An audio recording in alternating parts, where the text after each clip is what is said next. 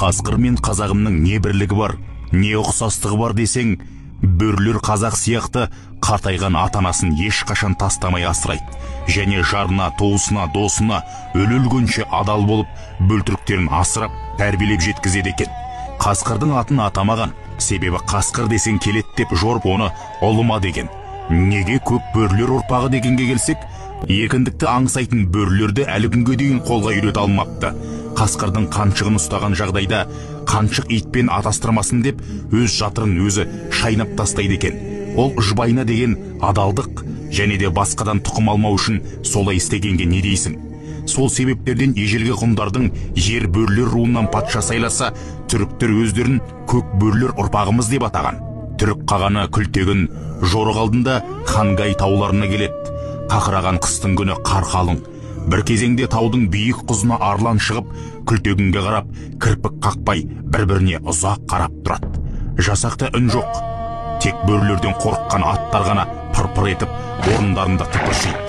Тау басындағы бөрілер арланның бұйрығын тосқандай төменге түспей, көздері жарқ-жұрқ етіп, омбы қарды боралап жүреді. Бір кезде Күлтегін: «О, көк аспанның көк құрты, саған сыйымды әкелдім. Маған қайтпас, қайсарлығыңмен ешкімге шықпас төзімділігіңді бер. Үлкен жорық үстінде жебей жүр көк тәңірдің көк құрты» деп қолын сілтегенде, жасақтары қойларды бауыздап, аппақ қарды қызылға бояп, қар үстіне тастайды. Бөрілердің ұлығаны Күлтегінді қолдау көрсетіп жатқандай, аттарын бұрып тәуекелге салып жүргенде қағанның оң қол басшысы Ябығы былай дейді: «Бабаларымыздан рух алдыңыз. Ешкім бізге қарсы тұра алмайтын шығар» дегенде, қаған: «Аспан төңкеріліп түспесе, жер қақ айырылмаса, түрікті ешкім жеңе алмайды» дейді. Міне, керемет табиғат сырын білетін, аңның тілін білетін бабалар рухы қандай. Әлемнің үздік 100 жазушысының қатарына енген қазақ. 20 ғасырдағы әлемнің үздік жазушыларының бірі. Оның шығармалары әлемнің ондаған тіліне аударылған. Мопассан, Айтматов, Толстой сынды әлемдік классиктердің шығармаларын қазақшаға аударған. Шығармашылық пен саясат майданында ел мүддесі үшін еңбек еткен.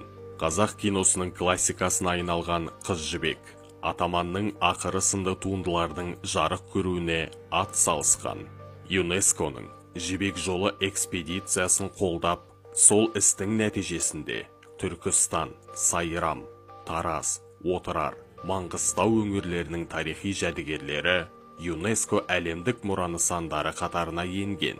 Қазақ тілінің мемлекеттік тіл болып бекітілуіне орасан үлесін қосқан нар тұлға Әбіш Кекілбайұлы.